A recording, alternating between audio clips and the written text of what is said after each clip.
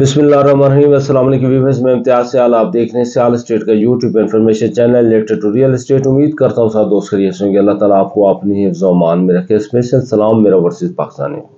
आज हम बात करेंगे सैटरडे वीकली अपडेट के ऊपर कि इस वीक में कैसा काम रहा।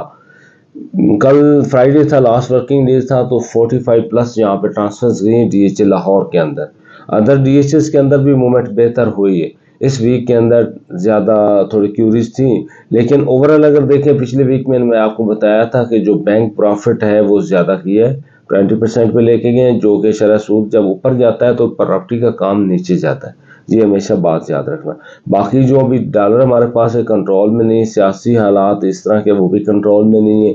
अभी इलेक्शन अनाउंस हुए 2 सूबे के अंदर, और हमारा जो रिलेट करता है रियल एस्टेट सेक्टर, जो इन्वेस्टर हमारे पास पंजाब में काम करता है वो पंजाब का होता है या केपीके का होता है, और कम इन्वेस्टर है जो सिंध से होता है या बलूचिस्तान से होता है। तो 2 सूबे ज़्यादा रिलेट करते हैं रियल एस्टेट सेक्टर के साथ, और यही क्योंकि इस्लामाबाद में अगर कोई काम होता है, पेशावर डीएचए में काम होता है, लाहौर के अंदर काम होता है, तो पूरा पंजाब इन्वॉल्व होता है।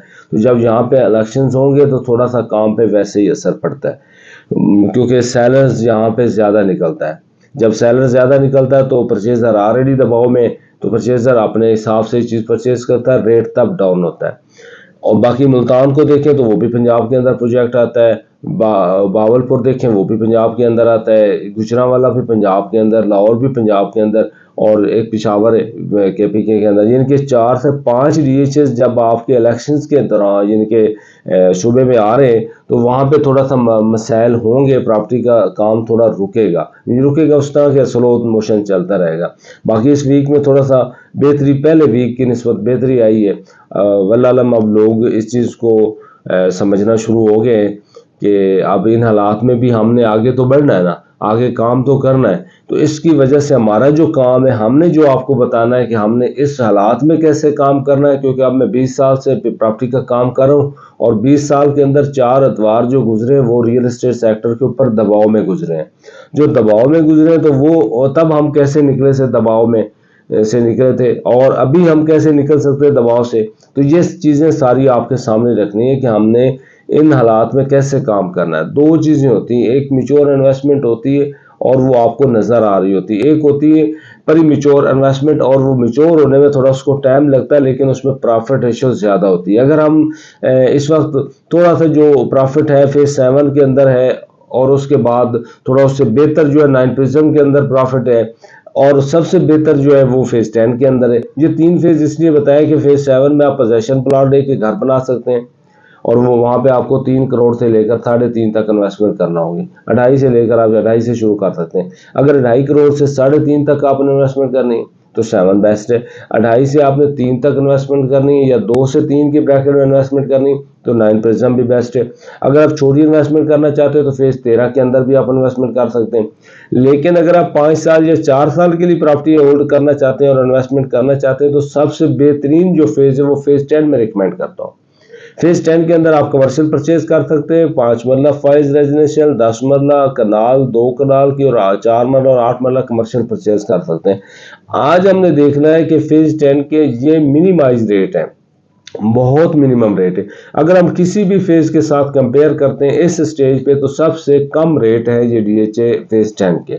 और फ्यूचर में हम जैसे देख रहे हैं कि 2 से 4 साल के ब्रैकेट में तो बेहतरीन फेज जो डेवलप होने जा रहा है, बेहतरीन लोकेशन के ऊपर जो बनने जा रहा है, हाई रेज बिल्डिंग उसके अंदर होंगी, और बेहतरीन प्रोजेक्ट्स जिस तरह के अब मेगा मॉल्स जिस तरह बन रहे हैं, जिस तरह फेज 6 में बन रहा है, इधर पेंटास्क्वायर बना है, गोल्ड क्रेस्ट बना है, इस तरह की हाइट्स जब बनेगी तो फेज 10 और भी एक कंप्लीट सिटी होगा। जिस तरह 9 प्रिज्म है, 9 प्रिज्म को अभी भी थोड़ा सा जो नुकसान है कि बीच में 4 से 5 से 6 विलेज है।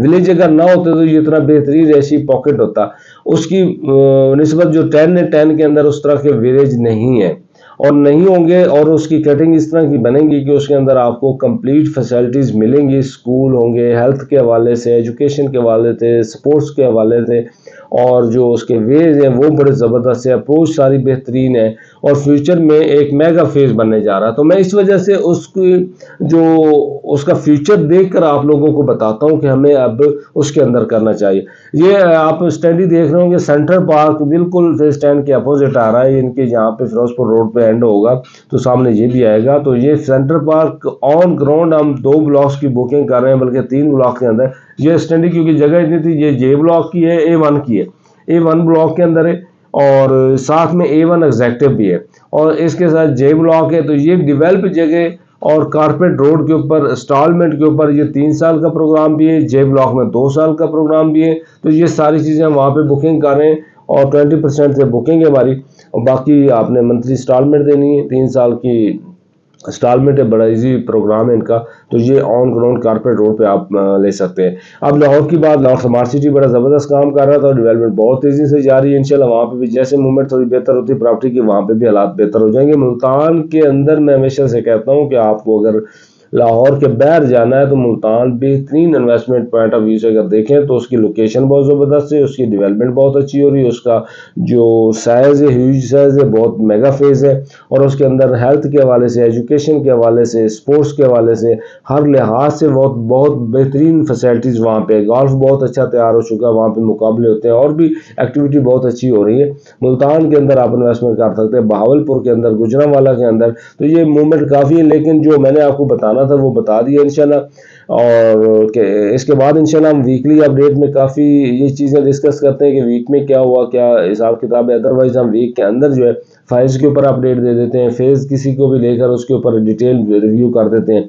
तो मैं कहता हूँ लेकिन कर नहीं पा रहा कि हमने 9 विजन के अंदर जाना है, फेज़ 10 के अंदर उसके अंदर जाना है, फेज़ 7 के अंदर जाना और फेज़ 10 की भी आपको ड्रोन के थ्रू फुटेज आपके साथ वीडियो शेयर करेंगे कि उसकी लोकेशन कैसी है और क्या आ रही है। तो इस वजह से हमारे साथ आपने रहना, तो चैनल को आपने लाजमी सब्सक्राइब करना है।